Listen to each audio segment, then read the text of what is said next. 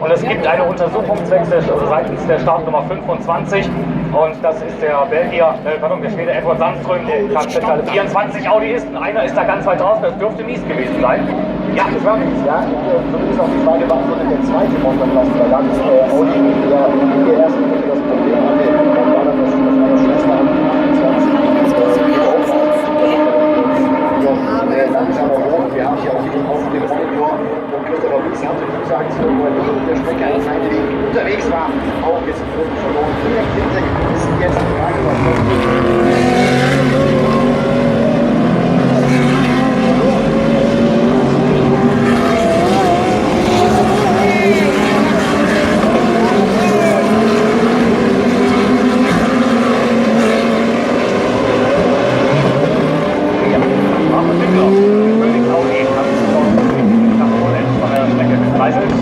also die Fahrt vom Feld